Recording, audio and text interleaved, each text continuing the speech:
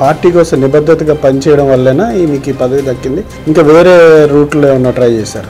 ఎంపిక విధానం చూసిన తర్వాత నా యొక్క ట్రాక్ రికార్డ్ చూసి ఈ ఆర్ఎస్ఎస్లో పనిచేస్తున్నటువంటి నేపథ్యంలో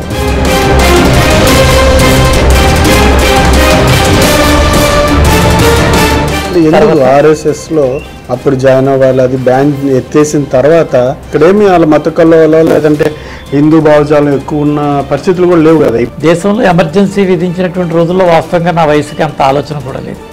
అయితే మా ఇంటి ఎదురుగుండా ఒక కాఫీ హోటల్లో అతను కమ్యూనిస్ట్ సానుభూతిపరుడు ఒక అతను ఉండేవాడు. అతనికి ప్రజాశక్తి అని పేపర్ ఒకటి ఇచ్చారు. ఆంధ్రప్రదేశ్లో బాగా కుల సమీకరణాల మీద రాజకీయాలు ఎక్కువ నడుస్తూ ఉంటాయి. అందులో బీసీలు ఎక్కువగా తెలుగుదేశానికి అండగా నిలబడ్డారు. మరి ఆ కోణంలో కూడా మీ మీద ఒత్తిడి వచ్చి ఉంటుంది కదా. 1987లో ఎన్టీ రామారావు గారు స్థానిక సంస్థల్లో 30% బీసీలకు రిజర్వేషన్ ఇచ్చిన సందర్భంలో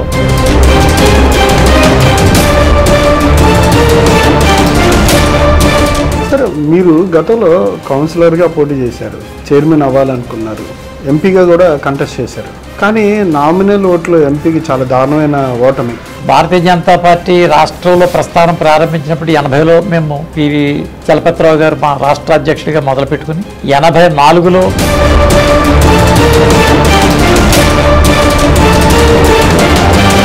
అప్పుడు వద్దని ఎవరు చెప్పలేదా? ఆ వద్దని రాష్ట్ర నాయకత్వం దేశ హితం కోసం ఫోర్స్ ఇష్యూ రక్షణ రంగం కోసం అన్ని కూడా చేయడం జరిగింది. ఆ రకంగా 1989లో మా ఎన్నికల ప్రస్థానం పూర్తయిన తర్వాత లక్ష్మీపార్వతి గారి పార్టీ వల్ల మీరు దెబ్బపడింది. తెలుగుదేశం 2 భాగాలైంది, కాంగ్రెస్ భాగమైంది, బీజేపీ విడిగా పోటీ చేసింది. తిరిగి మళ్ళీ 1998లో మా యొక్క వాదనను బలంగా వినిపించిన కారణంగా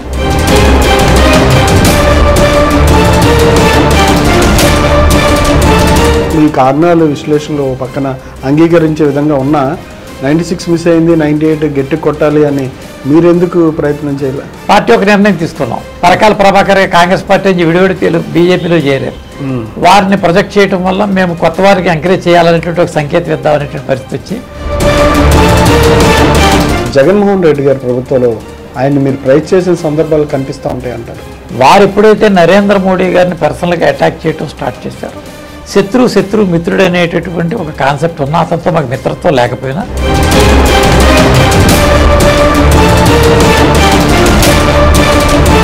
మీరు దాన్ని విషయంలో ముందుగా అంగీకరించలేదు. ప్రజల నుంచి ఒత్తిడా లేదంటే ఇది కూడా వ్యూహంలో భాగంగానే చేస్తున్నారా?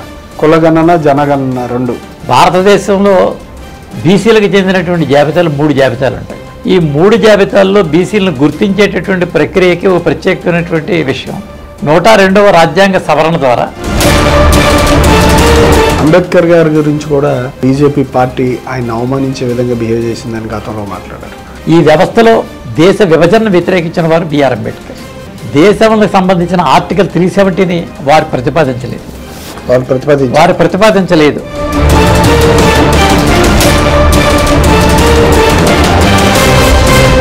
కాశ్మీర్ అంటే కొంచెం ఓటు రాజకీయం లేదంటే దేశాన్ని కాపాడుతుంది అనే కల్చర్ను లేదంటే ఆ రకమైనటువంటి భావాన్ని ప్రజల్లోకి రుద్దడం అట్లా లేదా? దేశం నుంచి చీలిపోయేటటువంటి పరిస్థితుల్లో ఒకప్పుడు నాగాస్ను బాగా రెచ్చగొట్టినటువంటి కాంగ్రెస్ పార్టీ తర్వాత ఎల్కే అద్వానీ గారు హోమ్ మినిస్టర్గా ఉండగా నాగాస్తో జరిపినటువంటి సంప్రదింపుల కారణంగా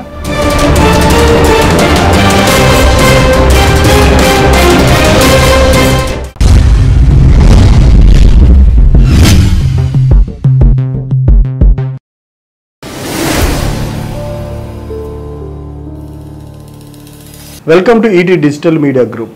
నేడు నవ్యాంధ్రప్రదేశ్లోని పశ్చిమ గోదావరి జిల్లా భీమవరం పట్టణంలో ఉన్న ఇండియన్ గవర్నమెంట్కి సంబంధించి రాజ్యసభకి నామినేటెడ్ చేయబడ్డటువంటి బీజేపీ సీనియర్ మోస్ట్ నాయకులు, అట్లాగే భీమవరం పట్టణానికి సుపరిచితులు, పశ్చిమ గోదావరి జిల్లా అట్లాగే ఏపీ ఆంధ్రప్రదేశ్ రాష్ట్రానికి కూడా బీజేపీ నుంచి అనేక పర్యాయాలు వివిధ పదవుల ద్వారా పార్టీ పదోన్నతికి లేదా పార్టీ కోసం కృషి చేసిన వ్యక్తి ఇవాళ ఆయనకి రాజ్యసభ నామినేటెడ్ చేసింది బీజేపీ గవర్నమెంట్.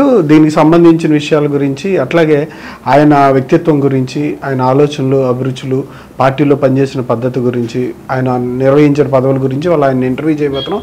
ఆయన ఎవరో కాదు, పాక వెంకట సత్యనారాయణ గారు. నమస్కారం సత్యనారాయణ గారు. నమస్కారం సార్. సార్ ఎట్లా ఉన్నారు? బాగున్నాం సార్. ఫస్ట్ మొదటగా కంగ్రాచులేషన్స్ అండి, శుభాకాంక్షలు. Thank you sir. సార్ ఈ పదవి మీరు ఎక్స్పెక్ట్ చేశారా? ఎక్స్పెక్ట్ చేయలేదండి. వాస్తవంగా అయితేనే ఎక్స్పెక్ట్ చేయలేదు. అంటే పార్టీలో పనిచేస్తూ వెళ్ళాం, బట్ నేను అడిగినటువంటి విషయం కూడా, ఎందుకంటే ఆల్రెడీ ఇక్కడ సిట్టింగ్ ఎంపీ ఉండగా ఇదే ఊర్లో ఇంకొక ఎంపీ ఇస్తారనేటటువంటి భౌగోళిక స్వరూపం ఆధారంగా ఒక ప్రాంతం ఒక ఊరు నుంచి ఇంకొక ఎంపీ ఇస్తారనేటటువంటి యోచన లేని కారణంగా నేను యాక్చువల్గా national commission for backward classes అందులో కమిషన్ మెంబర్ కోసం నేను అడగడం జరిగింది. బట్ నేను అడిగింది గోరంతా, పార్టీ నాకు ఇచ్చింది కొండంత.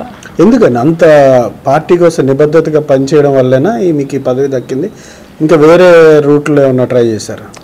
ఎంపిక విధానం చూసిన తర్వాత నా యొక్క ట్రాక్ రికార్డ్ చూసి 1976లో నేను రాష్ట్రీయ స్వయం సేవక సంఘంలో ఎమర్జెన్సీ టైంలో పార్టీలో ఆ సంఘంలో చేరటం జరిగింది. ఈ ఆర్ఎస్ఎస్లో పనిచేస్తున్నటువంటి నేపథ్యంలో 77లో జనతా ప్రభుత్వం వచ్చిన తర్వాత ఆర్ఎస్ఎస్ మీద బ్యాన్ లిఫ్ట్ చేసి తద్వారా జరిగినటువంటి ఐటీసీఎన్ ఇన్స్ట్రక్టర్స్ ట్రైనింగ్ క్యాంప్ అని చెప్పి ఈ సంఘం యొక్క కార్యక్రమాలు నిర్వహించడానికి శాఖ నిర్వహించే బాధ్యత ఉంటుంది. ఆ శాఖకి నిర్వహించేటటువంటి ముఖ్య శిక్షకగా ఉండేటటువంటి కోర్సు అది. ఆ కోర్సు నేను పూర్తి చేసి 78లో మేము దీన్ని పూర్తి చేసి బయటకు రావటం. ఆర్ఎస్ఎస్లో అప్పుడు జాయిన్ అవ్వాలి, అది బ్యాన్ ఎత్తేసిన తర్వాత అప్పుడు మీ వయసు సుమారు 14-15 సంవత్సరాలు. ఎందుకని ఇక్కడేమి వాళ్ళ మత కల్లో లేదంటే హిందూ భావజాలం ఎక్కువ ఉన్న పరిస్థితులు కూడా లేవు కదా ఈ ప్రాంతంలో, అప్పుడు ఎందుకు అనిపించింది మీకు? దేశంలో ఎమర్జెన్సీ విధించినటువంటి రోజుల్లో వాస్తవంగా నా వయసుకి అంత ఆలోచన కూడా లేదు. అయితే మా ఇంటి ఎదురుగుండా ఒక కాఫీ హోటల్లో అతను కమ్యూనిస్ట్ సానుభూతిపరుడు ఒక అతను ఉండేవాడు. అతనికి ప్రజాశక్తి అని పేపర్ ఒకటి వచ్చేది. ఆ పేపరు చాలా రహస్యంగా సీక్రెట్గా వచ్చేది, ఎందుకంటే అది ఉంటే అతను కూడా అరెస్ట్ చేసే పరిస్థితి ఉండేది. ఆ పేపర్ చదువుతూ ఉండేవాడిని. అందులో నాకు దేశంలో కాంగ్రెస్ పార్టీ యొక్క దాష్టికాలు, కేరళ యూనివర్సిటీలో విద్యార్థులు పడేటటువంటి చిత్రహింసలు, దేశవ్యాప్తంగా ఉన్నటువంటి ప్రముఖుల యొక్క అరెస్టులు, ప్రజాస్వామ్యవాదుల మీద జరుగుతున్నటువంటి అరాచకాలు, ఇవన్నీ కూడా నా మీద చాలా తీవ్రమైనటువంటి ప్రభావం చూపించినాయి. దాంతో ఒక కాంగ్రెస్ ద్వేషం నాలో విపరీతంగా పెరిగినటువంటి సందర్భంలో నేను అనూహ్యమైన రీతిలో ఈ ఆర్ఎస్ఎస్కి చెందినటువంటి ఒక వ్యక్తి భూపతిరాజు రత్నాకర్ వర్మ అని చెప్పి ఆయన సీనియర్ మోస్ట్ అక్కడ శాఖ నిర్వహిస్తూ ఉండేవాడు. నాలో ఉన్నటువంటి ఈ ఆలోచనతో అతనితో మేమంతా కలిసి ఆడుకునేటటువంటి పరిస్థితి. నాకంటే కొంచెం వయసులో పెద్ద అయినా అతను నన్ను గమనించి ఈ సంఘానికి పరిచయం చేయడం ద్వారా నేను ఆర్ఎస్ఎస్కి అటాచ్ అయ్యాను. అప్పుడు అటాచ్ అయ్యారు. దాని తర్వాత సార్? దాని తర్వాత నేను ఆర్ఎస్ఎస్లో ఈ యొక్క కార్యక్రమాలు పనిచేస్తూ ప్రతిరోజు ప్రభాస్ శాఖ సాయం సేవకి వెళ్ళేటువంటి సందర్భాలు చేసాం. అదే రకంగా ఓటీసీ అని ప్రాథమిక శిక్షా వర్గ దానికి సంబంధించిన శిక్షణ పూర్తి చేసుకునేటటువంటి ప్రయత్నం కూడా చేశాను. దాని తదనంతరం 78లో డిఎన్ఆర్ కళాశాలలో ఒకప్పటి మా సీనియర్ నేత సోము వీర్రాజు గారు వారు 75-78 డిఎన్ఆర్ కళాశాలలో అఖిల భారత విద్యార్థి పరిషత్ యొక్క క్యాంపస్ ఇన్ఛార్జిగా ఉండేవారు. మేము ఆర్ఎస్ఎస్లో ఉన్న కారణంగా నేను విద్యార్థి పరిషత్తో అటాచ్ అవ్వటం. ఈ 78 నుంచి 80 దాకా డిఎన్ఆర్ కళాశాల వారు బీఎస్సీ పూర్తి చేసుకుని వారు వెళ్ళిపోవటం. ఇంటర్మీడియట్లో నేను దాని బాధ్యత స్వీకరించి ఏబీవీపీలో పనిచేసేటటువంటి పరిస్థితి 80 వరకు పనిచేశాను.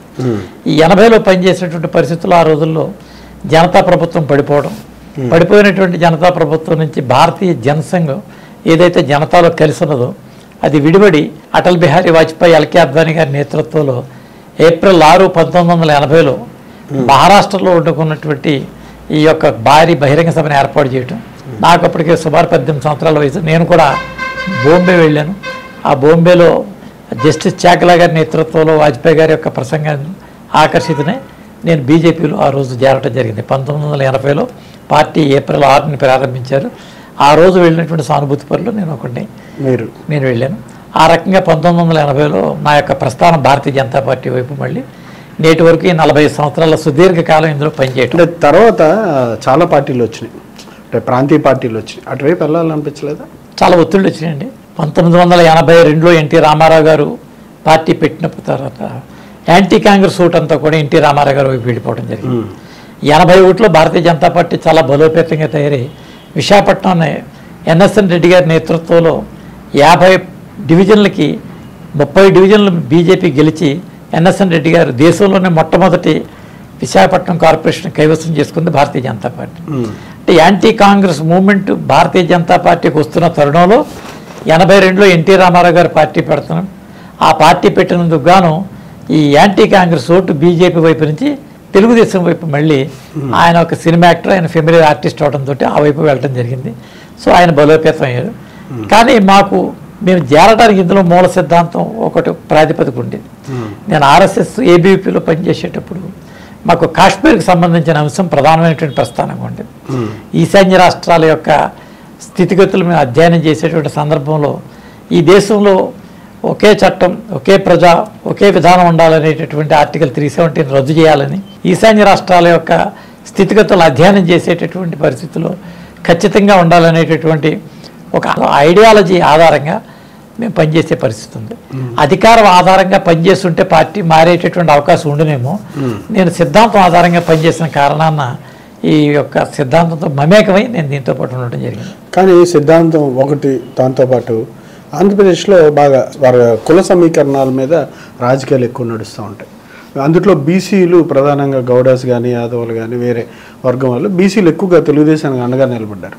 మరి ఆ కోణంలో కూడా మీ మీద ఒత్తిడి వచ్చి ఉంటుంది కదా? వచ్చిందండి. అయితే 1987లో ఎన్టీ రామారావు గారు స్థానిక సంస్థల్లో 30% బీసీలకు రిజర్వేషన్ ఇచ్చిన సందర్భంలో అప్పటి మా నియోజకవర్గపు ఎమ్మెల్యే ఆయన పెరుమత్త వెంకట నరసింహారాజు గారు, మా నరసాపురం పార్లమెంట్ సభ్యుడు భూపతిరాజు జయకుమార్ రాజు గారు ప్రత్యేకంగా నన్ను పిలిపించి వారు తెలుగుదేశంలో జాయిన్ అవ్వమని, ఈ పట్టణానికి నన్ను మున్సిపల్ చైర్మన్గా చేస్తారని, తద్వారా నా యొక్క భవిష్యత్తు ఈ రాష్ట్రంలో ఎమ్మెల్యేగా, ఎంపీగా, మంత్రిగా కూడా కొనసాగేటటువంటి అవకాశం ఉంటుందని చెప్పి వారు చెప్పడం జరిగింది. కానీ నా భావజాలం భారతీయ జనతా పార్టీ యొక్క మూల సిద్ధాంతమైన ఆలోచన విధానంతో ఇవన్నీ కూడా ముడిపడి ఉన్న కారణంగా ఏవి పడిన రాజీ పడకుండా కొనసాగేటువంటి పరిస్థితి వచ్చింది. దానివల్ల చాలామంది నా మిత్రులు, స్నేహితులు అందరూ కూడా అంటారు. పార్టీలో కూడా మా సోమవీర్రాజు గారు చాలా సందర్భాల్లో ఈ విషయం చెప్తూ ఉంటాడు. సత్యనారాయణ గారికి అనేక అవకాశాలు ఇచ్చినా వారు వదులుకున్నారనే పాయింట్ వచ్చింది. నాకు మేము చేరేటటువంటి సందర్భంలో ఈ రాష్ట్రంలో కానీ దేశంలో కానీ భారతీయ జనతా పార్టీ అధికారంలోకి వస్తుందని కానీ ఇంత గొప్ప వైభవాన్ని మేము సంతరించుకుంటాం అనేటటువంటి ఆశ కానీ కనుసూపు మేర లేనటువంటి రోజుల్లో కేవలం సిద్ధాంతాన్ని విశ్వసించి ప్రజల్లో జాగృతిని తీసుకొచ్చి ఏదో ఒక రోజు దేశ హితం కోసం పార్టీ ఉండాలనేటటువంటి ఒక లక్ష్యంతో పనిచేయడం వల్ల అవన్నీ కూడా రాబోయేటటువంటి రోజుల్లో మార్పులు చెంది అధికారం వైపు దిశగా వెళ్ళి వాళ్ళ భారతీయ జనతా పార్టీ ఆలోచనని ఆసేతు హిమాచలం అంతా కూడా ఆదరించే పరిస్థితులు వచ్చిన కారణంగా ఆ తరంతో పాటు ఈ తరంలో కూడా మేము ఉన్నందుకు అదృష్టవంతులుగా భావించేటువంటి పరిస్థితి ఉంది. కాబట్టి ఇప్పుడు ఫలితాలు ఈ రకంగా మాకు వచ్చింది. మీకు అనుకూలంగా సరే, మీరు గతంలో కౌన్సిలర్గా పోటీ చేశారు, చైర్మన్ అవ్వాలనుకున్నారు, ఎంపీగా కూడా కంటెస్ట్ చేశారు. కానీ నామినల్ ఓట్లు ఎంపీకి చాలా దారుణమైన ఓటమి. ఎందుకు అంత దారుణమైన ఓటమి? ఒక 5,000, 10,000 ఓట్లు అంటే ఒక ఎంపీ స్థానానికి బీజేపీ 96 or 98.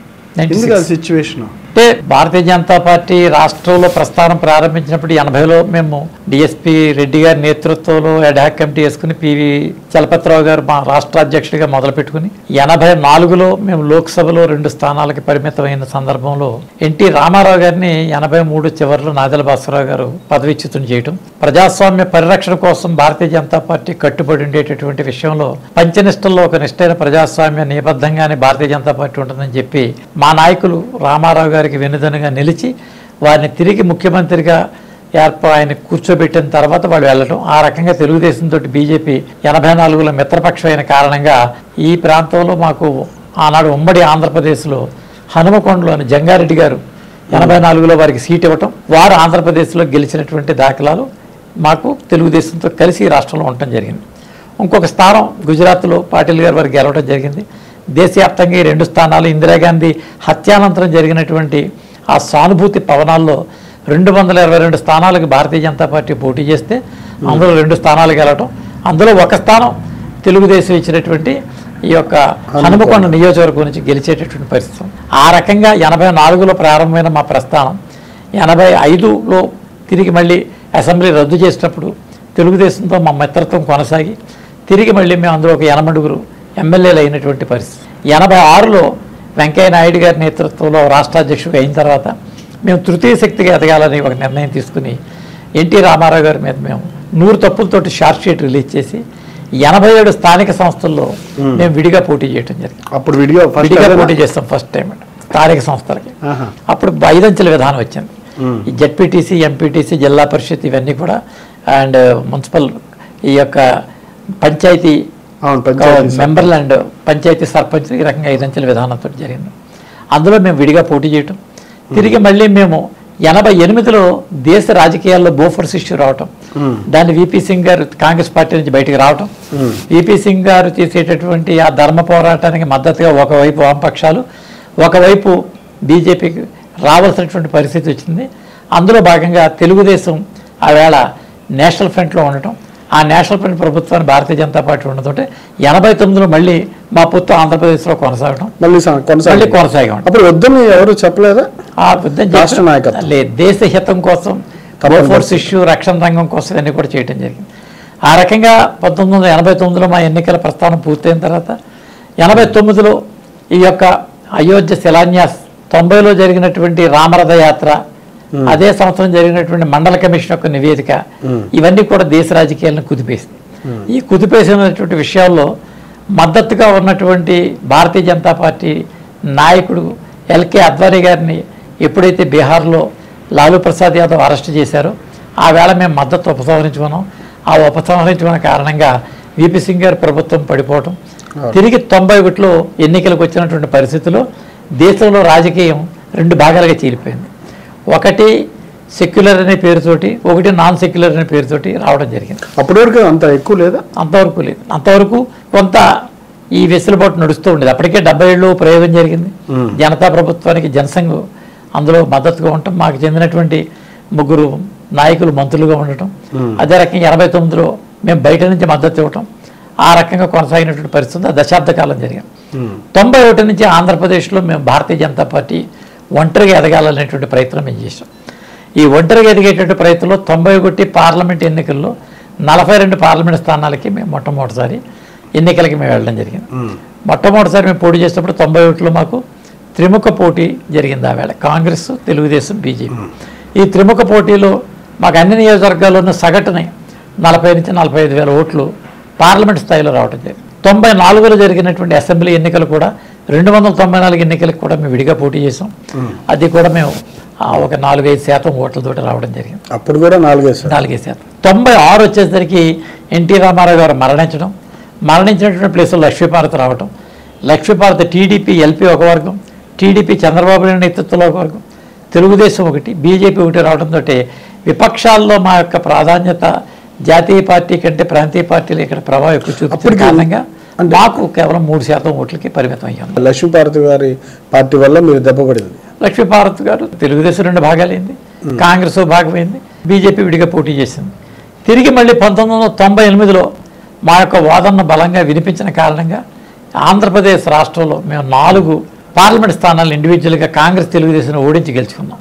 కరీంనగర్ నుంచి విద్యాసాగర్ రావు గారు, సికింద్రాబాద్ నుంచి దత్తాత్రేయ గారు, కాకినాడ నుంచి యువి కృష్ణరాజు గారు, రాజమండ్రి నుంచి గిరిజాల వెంకటస్వామినాయుడు గారు 98 ఎన్నికల్లో మేము గెలిచి మేము ఇక్కడ కొమ్మాబత్తుల ఉమామహేశ్వరరావు అనేటటువంటి ఒక వ్యక్తిని అంటే 98లో మీరు కంటెస్ట్ చేయలేదు. 98లో పరకాల ప్రభాకర్ గారిని మేము కంటెస్ట్ పెట్టడం జరిగింది. ఎందుకంటే మీరు పర్టికులర్గా 96లో మీ కారణాలు విశ్లేషణలో పక్కన అంగీకరించే విధంగా ఉన్న 96 మిస్ అయింది, 98 గట్టి కొట్టాలి అని మీరెందుకు ప్రయత్నం చేయాలి? పార్టీ ఒక నిర్ణయం తీసుకున్నాం. పరకాల ప్రభాకర్ కాంగ్రెస్ పార్టీ నుంచి విడివిడి బీజేపీలో చేరారు.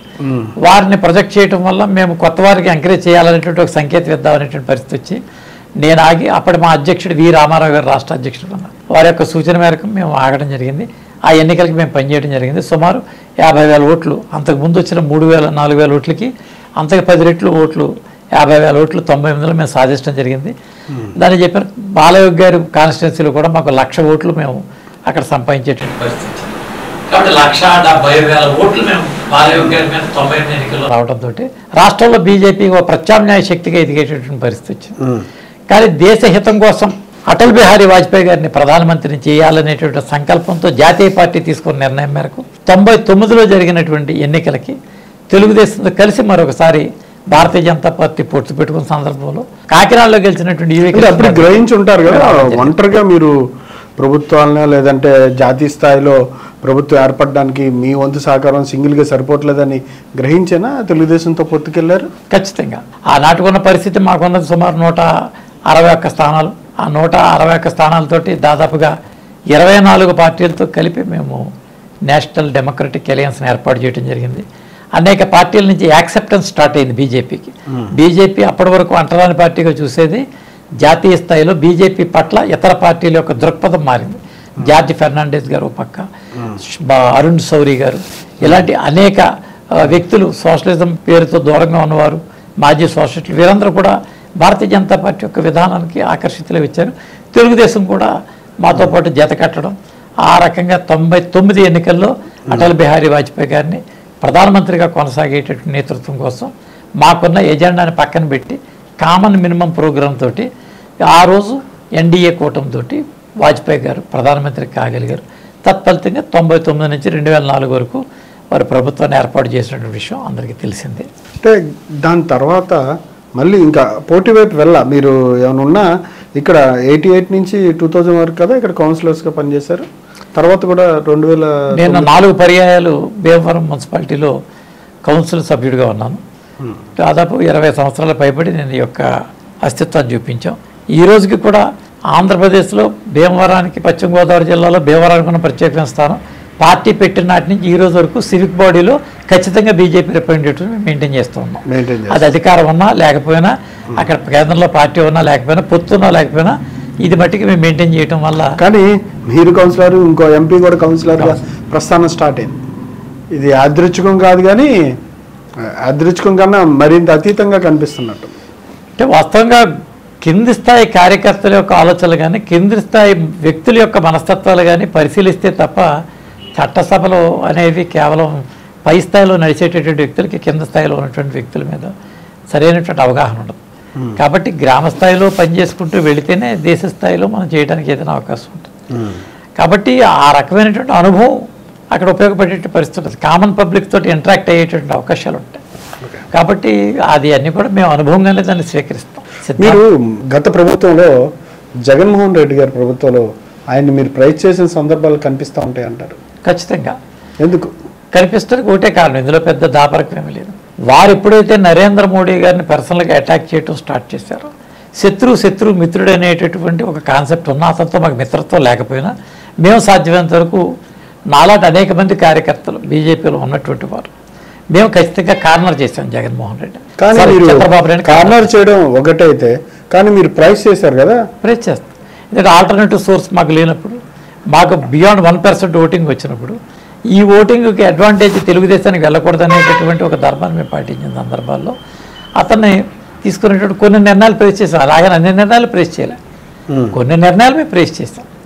ఆ ప్రైజ్ చేసినటువంటి సందర్భాలన్నీ కూడా చేయడానికి గల కారణం ఏంటంటే అదొక రాజకీయ వ్యూహంలో ఒక భాగం. అది మాకు చాలా తీవ్రమైన మా నాయకుల్ని వ్యక్తిగతంగా పరుషంగా మాట్లాడినటువంటి దాఖలాలు, మా పార్టీని పూర్తిగా బదనామైంది అనేటటువంటి విషయం, తెలుగుదేశంతో పొత్తు పెట్టుకున్న కారణంగా నష్టపోయామనేటటువంటి ఒక బాధ, ఇవన్నీ మా యొక్క ఆవేదనను మేము ప్రతిబింబించాం తప్ప మా వ్యక్తిగతమైనటువంటి అంశాలు ఏమీ కూడా లేని పరిస్థితి. పాక వెంకట సత్యనారాయణ గారికి రాజ్యసభ ఎంపీ సీటుకి ఆయన అర్హుడా కాదా అంటే మీరేం చెప్తారు? మీ మనసు మీకేం చెప్తుంది? అర్హత అనేటటువంటి విషయాలు వచ్చినప్పుడు ఏ వ్యక్తి అనర్హుడు కాడు. అర్హత అనేటటువంటి విషయం అతను చేసే పని విధానాన్ని బట్టి ఉంటుంది. రాజకీయాల్లో 2 రకాలైనటువంటి అప్లిఫ్ట్మెంట్స్ ఉంటాయి. ఒకటి సిద్ధాంతం ఆధారంగా పనిచేస్తూ వెళ్ళేటటువంటి అతనికి ఒక సముచిత స్థానం కల్పించేటటువంటి ప్రయత్నం. రెండోది పాలసీస్ ఫ్రేమ్ చేసేటటువంటి విషయం. ప్రజలకి పాలసీలు అవసరం, పార్టీకి ఐడియాలజీ అవసరం. ఈ ఐడియాలజీ మీద పనిచేసేటటువంటి అనేక మంది వ్యక్తులు తీసుకెళ్తాం. రాజ్యసభ అనేటటువంటి విషయం వచ్చేటప్పటికి అటు పాలసీలు ఫ్రేమ్ చేసి పాలసీలో పనిచేసే వ్యక్తులు ఉంటారు, ఇటు సిద్ధాంతం ఆధారంగా ఉన్నటువంటి వ్యక్తులు ఉంటారు. వివిధ రంగాలలో విశిష్ట సేవలు అందించిన వ్యక్తులకు కూడా అక్కడ ప్రాధాన్యత ఉంటుంది. కాబట్టి ఇట్టి సమ్మేళనం జరుగుతుంది. కాబట్టి రాజ్యసభ ఎంపికలో బాగా పరుగులు పెట్టే పీటీ ఉష గారికి ఎందుకు ఇచ్చారు, లేకపోతే పాటలు పాడేటటువంటి ఇళయరాజా గారికి ఎందుకు ఇచ్చారంటే దేశంలో ఉన్నటువంటి అన్ని రంగాలలోనూ ఆ నిష్ణాతులందరినీ కూడా ఏరి తీసి ఇచ్చేటువంటి పరిస్థితి ఉంటుంది.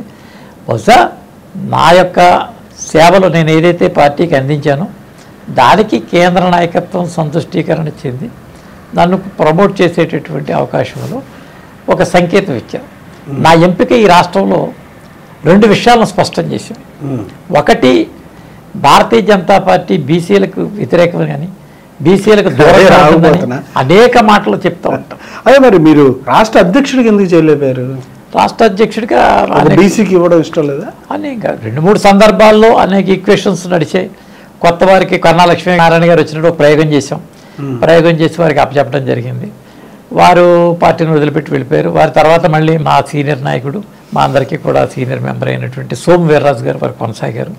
తర్వాత ఒక మహిళ, ఒక సెలబ్రిటీ హోదా కలిగినటువంటి మహిళ అనేటువంటి పరిస్థితి వచ్చినప్పుడు ఎన్టీ రామారావు గారి కుమార్తె, ఇప్పుడు ప్రస్తుతం అధ్యక్షురాలుగా ఉన్నటువంటి పురంధరేశ్వరి గారికి మళ్ళీ అవకాశం కల్పించాం. కొత్త వారికి అవకాశం ఇచ్చేటటువంటి ప్రయత్నం కూడా చేస్తూ పాత వారిని కలుపుకుంటూ వెళ్ళేటటువంటి ఒక రెండింటిని బీసీ నాయకత్వాన్ని ఇక్కడ ప్రజలు అంగీకరించరా? రాష్ట్ర ప్రజలు బీసీ నాయకత్వాన్ని అంగీకరించడానికి వ్యక్తులతో ఇప్పుడు వాస్తవంగా ఇవాళ సామాజికంగా నేతృత్వం వహించేటటువంటి వ్యక్తులు కాదు, ఆ సమాజాలకు వారు అందించేటటువంటి సేవల ఆధారంగా దాన్ని ఒకటయ్యేటటువంటి పరిస్థితి ఉంటుంది. కేవలం బీసీ నాయకుడికి ఇచ్చినంత రాన బీసీలందరూ అతను కూడా వచ్చేటటువంటి ప్రక్రియ ఉండదు. వారి యొక్క పార్టీ ఆలోచన దృక్పథం రెండు కూడా ఆ పక్కన ఉన్నప్పుడే జరుగుతుంది. ఆ రకమైనటువంటి యోచన ఒక సంకేతం భారతీయ జనతా పార్టీ రోజు ఈ సమాజానికి ఇవ్వడం జరిగింది. బీసీలకి మేము దూరం అనేటటువంటి విషయాన్ని చేర్పిస్తూ వారు ఇవ్వడం జరిగింది. వాస్తవంగా దీంతో పాటు నా అదృష్టం, నన్ను ఎంపిక చేసిన రోజునే కేంద్ర ప్రభుత్వం ఒక అద్భుతమైన నిర్ణయం స్వీకరించింది. జనగణలో కులగణన చెయ్యాలనేటటువంటి విషయాన్ని దాదాపు చాలా కాలం బట్టి, అంటే మీరు దాన్ని విషయంలో ముందుగా అంగీకరించలేదు. రాహుల్ గాంధీ గారు మాట్లాడుతా చేశారు, తెలంగాణలో అక్కడ రేవంత్ రెడ్డి గారు అమలు చేశారు, తర్వాత మళ్ళీ అక్కడేమో వ్యతిరేకించారు, మళ్ళీ ఇప్పుడు సడన్గా యూటర్న్ తీసుకొని చెప్పారు. అంటే ప్రజల నుంచి ఒత్తిడా, లేదంటే ఇది కూడా వ్యూహంలో భాగంగానే చేస్తున్నారా? కులగణన జనగణన రెండు. కులగణన చేయకూడదని చెప్పే కదా అప్పుడు గతంలో మాట్లాడారు. కులగణన అంటే భారతదేశంలో బీసీలకు చెందినటువంటి జాబితాలు 3 జాబితాలు ఉంటాయి. 1 రాష్ట్ర జాబితా, 2 కేంద్ర జాబితా, 3 ఉమ్మడి జాబితా. ఈ 3 జాబితాల్లో బీసీలను గుర్తించేటటువంటి ప్రక్రియకి ఒక ప్రత్యేకమైనటువంటి విషయం. 102వ రాజ్యాంగ సవరణ ద్వారా నరేంద్ర మోడీ గారు ఎప్పుడైతే బీసీ కమిషన్ చట్టబద్ధత కల్పిస్తూ కాన్స్టిట్యూషనల్ రైట్ ఇచ్చాడు ఎస్సీ/ఎస్టీ కమిషన్కి, ఇస్తూ రాష్ట్రాలు ఆ రాష్ట్రంలో వండుకున్నటువంటి బీసీలను ఎంపిక చేయడానికి రాజకీయ ఒత్తిడికి లోబడి వాళ్ళు అంగీకరణ చేసుకుంటూ వెళుతున్నారు. కాబట్టి బీసీ హక్కులు భంగపడతాయి. కాబట్టి జాతీయ బీసీ కమిషన్ దగ్గర అనుమతి పొందితే తప్ప కొత్తగా చేర్చుకునేటటువంటి ఇతర కులాలను చేర్చుకోవడానికి అవకాశం లేదనేటటువంటి ఒక విషయాన్ని ఇచ్చి బీసీ హక్కులను భారతీయ జనతా పార్టీ 102వ రాజ్యాంగ సవరణ ద్వారా మొట్టమొదటిసారి దాన్ని తీసుకురావడం జరిగింది. దానికి గల కారణం ఏంటంటే రాజకీయ ప్రభావితం చూపించేటటువంటి కొన్ని కులాలు బీసీలో చేరేటట్టు ప్రయత్నం చేశారు. జాట్లు, ఉత్తర యూపీలో ఉన్నటువంటి జాట్లు, మరాఠాలో వండుకున్నటువంటి మరాఠాలు, ఆంధ్రప్రదేశ్లో ఉన్నటువంటి కాపులు, ఈ రకంగా అనేక వర్గాలు సామాజికంగా బలంగా ఉన్న వర్గాలు తమను కూడా బీసీలో చేర్చేటటువంటి ప్రయత్నం కోసం వాళ్ళు పోరాటం చేస్తే ఆ హక్కులను 102వ రాజ్యాంగ సవరణ ద్వారా దాన్ని పొందుపరచడం జరిగింది. ఇక రెండో విషయం 105వ రాజ్యాంగ సవరణ తాజాగా చేసినటువంటి విషయం. రాష్ట్రంలో వండుకున్నటువంటి బీసీలు కేంద్రంలో బీసీలుగా లేనటువంటి కులాలు అనేకం ఉన్నాయి. వాటి వల్ల జాతీయ ఓబీసీ స్టేటస్ పోవడం, గ్రూప్ 1 ఆఫీసర్స్ దాటి పై సివిల్ సర్వీసెస్ కానీ, నేషనల్ ఇన్స్టిట్యూట్ ఆఫ్ టెక్నాలజీ కానీ, all India institute of councils కానీ వీటెందులో కూడా వాళ్ళకి సీట్లు వచ్చే పరిస్థితి లేకుండా పోయింది. ఈ పోయినటువంటి పరిస్థితి గమనించి సుమారు 671 కులాలు ఈ రకమైనటువంటి జాబితాలోకి రాని కారణంగా వారు హక్కులు కోల్పోతున్నారు. కాబట్టి రాష్ట్రాలకి ఆ రాష్ట్రంలో వండుకున్నటువంటి ఈ కులాలని బీసీలుగా చేర్చి జాతీయ బీసీ కమిషన్ దగ్గర పిటిషన్ దాఖలు చేసుకునేటువంటి అవకాశం కల్పిస్తూ 105వ రాజ్యాంగ సవరణ ఇవ్వడం జరిగింది. ఈ రకమైనటువంటి వెసులుబాట్లు లేనటువంటి ఈ తడబడు గందరగోళ పరిస్థితుల్లో కులగణన చేపట్టాలనేటటువంటి విషయాన్ని కాంగ్రెస్ పార్టీ పొలిటికల్ ఇచ్చేసి 1931లో జరిగినటువంటి ఆఖరి చివరి కులగణన జరిగింది 1931. జాతీయంగా 41లో రెండో ప్రపంచ యుద్ధం, 51లో భారతదేశానికి స్వాతంత్ర ప్రభుత్వం ఏర్పడకపోవటం, 61లో చైనా యుద్ధం, 71లో పాకిస్తాన్ యుద్ధం, 81లో మధ్యంతర ప్రభుత్వం ఇందిరాగాంధీ జనతా ప్రభుత్వం కూలి రావటం, 91లో వీపీ సింగ్ ప్రభుత్వం కూలిపోవటం, 2001లో అనిశ్చితి. ఈ అన్ని కారణాలుగా ఈ 7 దశాబ్దాల్లో ఇవి జరగలేదు. ఈ జరిగినటువంటి విషయాలు అన్నీ కూడా దృష్టిలో పెట్టుకుని అనేక రకాలైనటువంటి ఇబ్బందులు చూసుకుంటే మనకు ఉన్నటువంటి ఇబ్బంది ఏంటంటే ఒక ప్రాంతంలో ఉన్నటువంటి బీసీ ఇంకొక ప్రాంతంలోకి వెళ్తే ఓసీ అవుతుంది. ఈ రకమైనటువంటి ఓసీలో ఉన్నప్పుడు బీసీల్లో ఒరిజినల్ బీసీలు నష్టపోయే పరిస్థితి ఉంది. కారణం ఏంటంటే ఏబిసిడి వర్గీకరణ రాష్ట్రంలో ఉంది కానీ జాతీయ స్థాయిలో ఏబిసిడి వర్గీకరణ లేదు. కాబట్టి ఇన్ఫ్లుయెన్షియల్ కమ్యూనిటీస్ ఇక్కడ వండుకున్నటువంటి వారు పక్క రాష్ట్రానికి వెళ్ళి మైగ్రేషన్ వెళ్ళి అక్కడ వాడు బీసీగా రికగ్నైజ్ అయ్యి ఈ బీసీకి వచ్చే హక్కును ఆ కులం అక్కడ కొట్టుకెళ్ళిపోతే దానికి బాధ్యత వహించేటటువంటి వాడు ఎవడు? ఇటువంటి అనేక లోపభూయిష్టమైనటువంటి విషయాలని పరిశీలన చేసిన తర్వాత దీని మీద మదింపు జరిగేటటువంటి పరిస్థితి. ఈ మదింపు జరిగేటటువంటి ప్రక్రియలో అనేక రకాల ఇబ్బందులు ఉన్నాయి. ఇందులో నోడమిక్, సెమీనోడమిక్ అండ్ డీనోటిఫైడ్ అని సంచార, అర్ధ సంచార, విముక్తి జాతులు, సంచార జాతులు. ఈ జాతులకి బీసీ ఏ గ్రూప్లో ఉన్నాయి ఆంధ్రప్రదేశ్లో. అనేక ప్రాంతాల్లో వీటికి భిన్నమైన ప్రాంతాలు ఉన్నాయి. మన రాష్ట్రంలోనే ఉత్తరాంధ్రలో వండుకున్నటువంటి కొన్ని కులాలు ఆంధ్రప్రదేశ్ రాయలసీమ రేషన్లో బీసీలుగా ఉన్నాయి. బోయ అనేటటువంటి కులం శ్రీకాకుళం, విజయనగరంలో ఎస్టీగా ఉంటే, అదే వాల్మీకి పేరుతో ఉన్నటువంటి కడప, కర్నూలు కులాల్లో బీసీ కింద ఉన్నారు. ఇక్కడ వండుకున్నటువంటి క్షత్రియాసు కర్ణాటకలో బీసీలుగా ఉన్నారు. ఒక ప్రాంతంలో కమ్మవారు, ఇంకో ప్రాంతంలో బీసీలుగా. కాబట్టి ప్రాంతం మారి సర్టిఫికెట్ తీసుకుంటే ఆ ఒరిజినల్గా ఉన్నటువంటి బీసీలు నష్టపోయే ప్రమాదం ఉంది. కాబట్టి దీన్ని చాలా సర్జికల్ పాయింట్ ఆఫ్ వ్యూలో చూడవలసిన అవసరం ఉంది. కాబట్టి ఇది కాస్త లేట్ చేస్తూ దీన్ని సైంటిఫిక్గా చూసాం. దీనికోసం వేసినటువంటి 3వ కమిషనే జస్టిస్ రోహిణి కమిషన్. జస్టిస్ ఇప్పటి వరకు భారతదేశంలో 3 కమిషన్లు వేశారు. మొదటి కమిషన్ కాకా కేలేకర్ 1953లో వేశారు. 2వ కమిషన్ బీపీ మండల కమిషన్ 78లో వేశారు. 3వ కమిషన్ మన జస్టిస్ రోహిణి కమిషన్ వేశారు. కాంగ్రెస్ పార్టీ నేతృత్వంలో వేసిన కాకా కేలేకర్ కమిషన్ నెహ్రూ సాక్షిగా బుట్టదాఖలు చేసి బీసీలను అసలు ఏ రకమైన అర్హత ఇవ్వలేదు. మండల కమిషన్ సిఫార్సులు కూడా సుప్రీంకోర్టు ఆధారంగా జరిగినాయి తప్ప దానికి సంబంధించినటువంటి ప్రభుత్వ నిర్ణయం కాదు. ప్రభుత్వం ఇచ్చిన నిర్ణయం ప్రభుత్వం కూలిపోయిన ప్రభుత్వం ఇందిరా సహాని అనే ఆవిడ సుప్రీంకోర్టులో కేసు వేయడం వల్ల ఆ ఇందిరా సహాని కేసులో ఇచ్చినటువంటి సుప్రీంకోర్టు తీర్పులో 54% 1931 నాటికి జనాభా ఉంది. కాబట్టి అందులో అర్ధభాగం 27% ఇచ్చినట్టయితే ఇందులో 22.5% ఎస్టీలకి, ఎస్సీలకి ఇచ్చారు. కాబట్టి ఈ 27 + 22.5 49.5%కి 50% మించకూడదు అనేటటువంటి ఒక కటింగ్ పాయింట్ పెట్టి అక్కడి నుంచి ఇవ్వడం జరిగింది. కాబట్టి ఈ అన్నిటిని కూడా మదింపు చేస్తూ జస్టిస్ రోహిణి కమిషన్ వేశారు. మొదటి కమిషన్లో 2399 కులాలు, అందులో 827 కులాలు మోస్ట్ లిస్టెడ్ బ్యాక్వర్డ్ క్లాసెస్. 2వ కమిషన్ 3473 కులాలు ఇవ్వడం జరిగింది. 3వ రోహిణి కమిషన్ వచ్చి 5011 కులాలతో మన తాజా నివేదిక రావడం జరిగింది. 5011. కాబట్టి ఇటువంటి గణాంకాలు లేవు, స్పష్టమైనటువంటి అవగాహన లేదు. ఇలాంటి సందర్భాల్లో ప్రభుత్వం మీద రాజకీయపరమైన ఒత్తిడి చేసేటటువంటి ఒక అల్లరితోటి కాంగ్రెస్ పార్టీ రాహుల్ గాంధీ మాట్లాడడం జరిగింది. అని వారి నిబద్ధత ఏది? దాదాపు 5 దశాబ్దాలు పాలించిన వారికి ఆ నిబద్ధత ఉంటే ఇన్ని తలకాయపోట్లు వచ్చి ఉండే కావు కదా అన్నది. అంబేద్కర్ గారి గురించి కూడా బీజేపీ పార్టీ ఆయన అవమానించే విధంగా బిహేవ్ చేసిందని గతంలో మాట్లాడారు. అంటే మీరు దాన్ని అంగీకరిస్తారా? అంబేద్కర్ గారిని ఏ విధంగా గౌరవించిందంటే ఏం చెప్తారు? అంబేద్కర్ గారి యొక్క ఆలోచన విధానమే భారతీయ జనతా పార్టీ యొక్క ఆలోచన విధానం. సూటిగా చెప్పాలండి, ఈ వ్యవస్థలో దేశ విభజనను వ్యతిరేకించిన వారు బిఆర్ అంబేద్కర్. దేశానికి సంబంధించిన ఆర్టికల్ 370ని వారు ప్రతిపాదించలేదు. అంబేద్కర్ గారు లేని సమయంలో ఆ బిల్లు ప్రతిపాదించారు. డిప్యూటీ మెంబర్ తోటి ఈ బిల్లును ప్రవేశపెట్టడం జరిగింది. అయ్యంగారు, ఆయన సుబ్రహ్మణ్యన్ అయ్యంగారు, ఆయనతో ఈ బిల్లు ప్రవేశపెట్టడం జరిగింది. వారు ఈ యొక్క బిల్లుని వారు అంగీకరించలేదు. ఆర్టికల్ 370 పెడతానికి వారు అంగీకరించలేదు. హిందూ కోడ్ బిల్లును ప్రవేశపెట్టి అది ఫెయిల్ అయింది కాబట్టి వారు రాజీనామా చేశారు. హిందూ కోడ్ బిల్ ప్రవేశపెట్టారు. మహిళలకి ఓటుకి ఇచ్చే విషయంలో కానీ, దళితులు కొనసాగించే విషయం కానీ, ఇవన్నీ కూడా అంబేద్కర్ గారి ఆలోచన విధానాన్ని నిశితంగా పరిశీలన చేసినప్పుడు, భారతీయ జనతా పార్టీ యొక్క మూల సిద్ధాంతాలతో దాన్ని క్రోడీకరించినప్పుడు చాలా నిశితంగా ఈ విషయాలు తెలియపరచాల్సిన అవసరం ఉంటుంది. కానీ వీటన్నిటిని అంబేద్కర్ని ఓడించింది ఎవరు?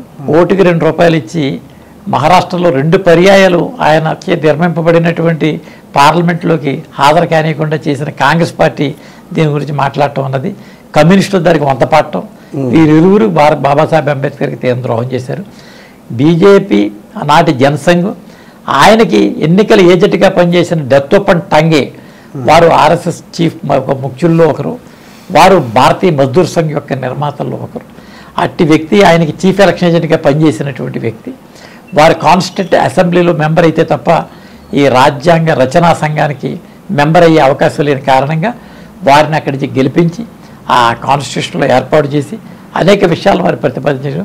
కాబట్టి బీజేపీ అంబేద్కర్ గారిని గౌరవించారు. తాజా పరిస్థితులు చూస్తే ఆయన జన్మించిన, మరణించిన, విద్యను అభ్యసించిన, ఆయన విదేశాల్లో ఉండి అక్కడ పదోన్నతి కోసం ప్రయత్నం చేసిన ఆ అన్ని 5 ప్రాంతాలని కూడా వారు పంచతీర్థాలుగా గుర్తించారు.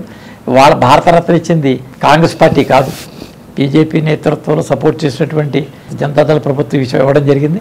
అంబేద్కర్ని అవమానించింది కాంగ్రెస్ పార్టీ, అంబేద్కర్ని ధిక్కరించే కాంగ్రెస్ పార్టీ. బీజేపీ అధికారంలోకి వస్తే దళితులు పట్టించుకోరు, దళితులు తొక్కిపెట్టేస్తారనే మాట మాట్లాడారు. ఇప్పుడు దళితులు మీ వైపు కొంతమైనా ఉన్నారా? ఖచ్చితంగా చాలా ప్రాంతాలు మాకు వాళ్ళ 77 పార్లమెంట్ సెగ్మెంట్లో దాదాపుగా 40 సెగ్మెంట్లు పైచలకు ఎస్సీ సెగ్మెంట్స్ బీజేపీ పక్షాన్ని ఉన్నాయి. అత్యధికమైనటువంటి ఎస్టీ సెగ్మెంట్స్ కూడా అత్యధికంగా బీజేపీ వైపే ఉన్నాయి. ఈరోజు బీజేపీకి సంపూర్ణమైన మెజార్టీ వస్తే దళితులకి ఏ రకమైనటువంటి ఇబ్బంది ఉంటుందని చెప్పి ప్రశ్నించారు. మేము దానికి 2 ఉదాహరణలు ఇచ్చాం. ఒకటి అబ్దుల్ కలాం గారిని రాష్ట్రపతి చేసినటువంటి వాజ్పేయి గారు కానీ, మన సంపూర్ణ మెజార్టీ ఉన్నప్పుడు మా దగ్గర రామ్నాథ్ కోవింద్ గారు దళితుడిని ప్రధానమంత్రి రాష్ట్రపతిగా నియామకం చేసినప్పుడు కానీ, మూడవది ఇప్పుడు తాజాగా ద్రౌపది ముర్ము గారిని ఏర్పాటు చేసినటువంటి విషయం కానీ, దీనికి తోడు మాకు 104వ రాజ్యాంగ సవరణ ద్వారా 10 సంవత్సరాల పాటు మళ్ళీ ఈ దేశంలో ఉన్న ఎస్సీ ఎస్టీలకి సవరించినటువంటి బిల్లు ప్రవేశపెట్టింది. సంపూర్ణ హక్కు బలంతో కలిగింది. 303 పార్లమెంట్ స్థానాల్లో ఉన్న బీజేపీ ప్రభుత్వం పెట్టినటువంటి బిల్లు అది. కాబట్టి దళితుల పట్ల వివక్షత కానీ, అంబేద్కర్ పట్ల చులకన భావం కానీ ఏ రకమైన పరిస్థితి లేదు. ఈరోజు భారతీయ జనతా పార్టీ అమలు చేసే విదేశాంగ విధానంలో పక్క దేశాలతో ఉన్నటువంటి విషయాలు కూడా ఒకసారి అంబేద్కర్ గారి యొక్క ఫిలాసఫీ గారి బుక్స్ కానీ రిఫర్ చేస్తే, సరిహద్దు దేశాలతో ఉన్నటువంటి తీవ్రత, దేశ విభజన సందర్భంగా జరిగినటువంటి విషయాలు, వీటన్నింటిని కూడా ప్రస్తావిస్తే అంబేద్కర్ యొక్క ఆలోచన విధానం ఈరోజు భారతీయ జనతా పార్టీ అమలు చేస్తుంది. నరేంద్ర మోడీ గారు ఒక అద్భుతమైన మాట మాట్లాడారు. ఈరోజు నేను ఇక్కడ ఉన్నాను అంటే ఒకనాడు అంబేద్కర్ అక్కడ ఉన్నారు కాబట్టి అని ఒక మాట మాట్లాడుతూ, నేను ఈ దేశాన్ని భగవద్గీత ప్రకారం కానీ, బైబిల్ ప్రకారం కానీ, ఖురాన్ ప్రకారం కానీ పాలించడం బాబాసాహెబ్ అంబేద్కర్ రచించిన రాజ్యాంగం ప్రకారం ఫాలో అవుతుంది. ఇంతకంటే మరి ప్రత్యక్షమైనటువంటి ఉదాహరణ లేవు కాబట్టి. కానీ ఈశాన్య రాష్ట్రాల వైపు అక్కడ ఏమైనా శాంతి భద్రతల విషయంలో తలెత్తిన అంశాలప్పుడు భారత ప్రభుత్వం ఒక రకంగా, కాశ్మీర్లో కావచ్చు లేదంటే 370 ఆర్టికల్ తర్వాత విషయంలో జరుగుతున్న పరిణామాల్లో అప్పుడు స్పందించే విధానం వేరుగా ఉంటుందో అంటారు. ఈశాన్య రాష్ట్రాల్లో ఉన్నటువంటి పరిస్థితులు చాలా ప్రత్యేకమైనటువంటి పరిస్థితులు. ఈశాన్య రాష్ట్రాల్లో ఉన్నాయి దాదాపుగా 90-95% వరకు క్రైస్తవులు డామినేషన్ తోటి ఉంటారు. 2, ఈ క్రైస్తవ మతం అన్నది ఒరిజినల్ షెడ్యూల్డ్ ట్రైబ్స్ వాళ్ళు మతం మారినటువంటి వారు.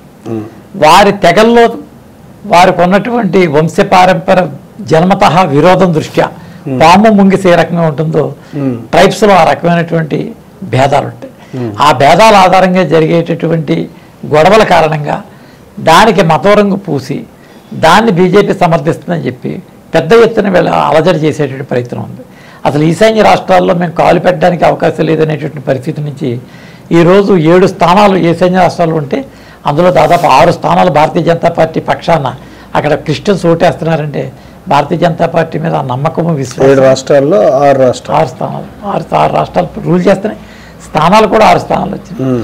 దాదాపుగా గోవా రాష్ట్రంలో 36% రోమన్ క్యాథలిక్స్ ఉన్నటువంటి ప్రాంతంలో బీజేపీ రూల్ చేస్తుందంటే క్రిస్టియన్స్ కూడా ఈ దేశంలో బీజేపీ యొక్క ఆలోచన విధానాన్ని అర్థం చేసుకుంటున్నారు. ఈ విషం కట్టేటటువంటి కాంగ్రెస్, కమ్యూనిస్టు, ఈ లౌకికవాద ముసుగులో పనిచేసేటటువంటి వ్యక్తులందరూ కూడా వారు చేసేటువంటి నిజస్వరూపం ఒక్కొక్కటిగా బయటకు వస్తుంది. వాళ్ళ కేరళలో కూడా మా సంఖ్య గణనీయంగా పెరిగేటువంటి పరిస్థితి ఉంది. ఆ రోజు అనేక మంది చర్చ్ ఫాదర్స్ వారందరూ కూడా భారతీయ జనతా పార్టీ పక్షాన వారు నిలబడతారు. వాళ్ళు ఆ రకంగా కొంతవరకు బెటర్గా అంటే రెండింటి మధ్య వ్యత్యాసం చూపించట్లేదు. అయితే ఏ రకమైన వ్యత్యాసం? కాశ్మీర్ అంటే కొంచెం ఓటు రాజకీయం, లేదంటే దేశాన్ని కాపాడుతుంది అనే ఒక రకమైనటువంటి కల్చర్ను, లేదంటే ఆ రకమైనటువంటి భావాన్ని ప్రజల్లోకి రుద్దడం, లేదంటే ఈశాన్య రాష్ట్రాల్లో జరుగుతుంటే అక్కడ ఒక రకంగా అట్లేం లేదా? దేశం నుంచి చీలిపోయేటటువంటి పరిస్థితులు ఒకప్పుడు నాగాస్ను బాగా రెచ్చగొట్టినటువంటి కాంగ్రెస్ పార్టీ తర్వాత ఎల్కే అద్వానీ గారు హోమ్ మినిస్టర్గా ఉండగా నాగాస్తో జరిపినటువంటి సంప్రదింపుల కారణంగా నాగా రెజిమెంట్ ఫోర్స్ని ఏర్పాటు చేసి అక్కడ ఉన్న తీవ్రవాదులందరినీ కూడా సైన్యంలో చేర్చి వారి ద్వారా కార్గిల్ యుద్ధం కూడా మనం గెలిచినటువంటి విషయాన్ని చూస్తే చరిత్రలో తీవ్రవాదాన్ని పెంచి పోషించినటువంటి పార్టీలు దేశ హితానికి వాళ్ళు వాడుకున్నటువంటి పరిస్థితి చూస్తే మా యొక్క ఆలోచన విధానాన్ని అందరూ కూడా స్వాగతిస్తూ ఉన్నారు. కాశ్మీర్కి సంబంధించిన విషయం దేశంలో అంతర్జాతీయ ప్లాట్ఫారం మీద కాశ్మీర్ అంశాన్ని ప్రస్తావించి దీన్ని చీలగొట్టేటటువంటి ప్రయత్నం కోసం పనిచేసే ప్రయత్నం కాశ్మీర్ విషయం. ఈశాన్య రాష్ట్రాలు వచ్చేసరికి దేశం నుంచి సెపరేట్ చేసేటటువంటి ప్రయత్నం, అంతర్జాతీయ ఇష్యూ కాదు, భౌగోళికంగా దీన్ని చీలగొట్టేట ప్రయత్నం. కాబట్టి ఈ రకమైనటువంటి విషయాలు రెండు ప్రాంతాలు ఒక చోట క్రిస్టియన్ ఆధారంగా జరుగుతుంది, ఒక చోట ముస్లిం ఆధారంగా జరుగుతుంది. ఈ రెండింటిని సెపరేట్ చేసి చూడాలి. చూస్తే తప్ప దాన్ని లోతైన అధ్యయనం రాదు. సార్, రాజకీయ జీవితం చూసుకుంటే మీకు బాగా సంతృప్తినిచ్చిన పోరాటం ఏంటి? అన్ని సందర్భాల్లో మేము చేసే దాదాపుగా మా ఐడియాలజీని సిద్ధాంతంగా మారుస్తూ ప్రజల దగ్గరికి తీసుకెళ్లేటువంటి ప్రయత్నంలో ఆర్టికల్ 370 గురించి. మీకు సంబంధించి మీ ప్రాంతానికి ఏమన్నా డెవలప్మెంట్ విషయంలో కానీ, కేంద్రం నుంచి కానీ, ఇక్కడ రాష్ట్రం నుంచి కానీ ఏమన్నా మీ ప్రాంతానికి ఏమైనా చేయగలిగారా? మైక్రో డెవలప్మెంట్, మ్యాక్రో డెవలప్మెంట్ అని డెవలప్మెంట్స్ 2 టైప్స్. పేదరిక నిర్మూలన అనేది స్థూలంగా కనపడదు. ఒక వ్యక్తి ఎదిగితే అసలు సంపాదించడం తెలుసు. మీరు రాజ్యసభ ఎంపీగా ప్రమాణ స్వీకారం చేసిన తర్వాత ముందు పెట్టుకున్న లక్ష్యాలు ఏంటి? దేశం కోసం కావచ్చు, లేదంటే రాష్ట్రం కోసం ఏ విధంగా బిహేవ్ చేయాలనుకుంటున్నారు? శాసనసభ, పార్లమెంట్లు రెండు కూడా ఈరోజు ఒక పంచాయతీ అండ్ కార్పొరేషన్ స్థాయి. ఇందిరాగాంధీ గారి టైంలో అమెరికా చెప్పిన మాట వినకుండా కొనసాగించారు, యుద్ధం గెలిచామని. ఇప్పుడు చూస్తే బీజేపీకి సంబంధించి యుద్ధం విషయంలో పలు మాటలు, విమర్శలు వస్తూ ఉంటాయి. ఇందిరాగాంధీ గారి హయాంలో దాదాపుగా మనం 2 పర్యాయాలు పాకిస్తాన్ భూభాగంలోకి వెళ్ళి వాళ్ళందరినీ పట్టుకుని వాళ్ళ యొక్క సైన్యాన్ని ఇక్కడ నిర్బంధించినటువంటి పరిస్థితుల్లో వాళ్ళు అమెరికా యొక్క ఒత్తిడికి లోబడి. మీకు రాజకీయాల్లో కానీ, పర్సనల్ లైఫ్లో కానీ స్ఫూర్తిగా నిలిచిన వ్యక్తి ఎవరు? తాజా రాజకీయ పరిస్థితుల్లో నరేంద్ర మోడీ గారి యొక్క నిర్ణయాలు, అమిత్ షా గారి యొక్క వ్యూహాలు, అమిత్ షా వ్యూహాలు మారిన పరిస్థితుల్లో కూటమి ప్రభుత్వం ప్రజల ఆకాంక్షలకు అనుగుణంగానే రాష్ట్రంలో పనిచేస్తుందా? ఒక వ్యక్తి నాతో విభేదించినటువంటి వాడు మీరు అభిప్రాయ భేదాలని మీరు శత్రుత్వంగా భావించి అతను సాధించాలనే పరిస్థితి వచ్చిందో దానివల్ల జరిగేటటువంటి. Okay sir, thank you very much అండి. నమస్కారం సార్.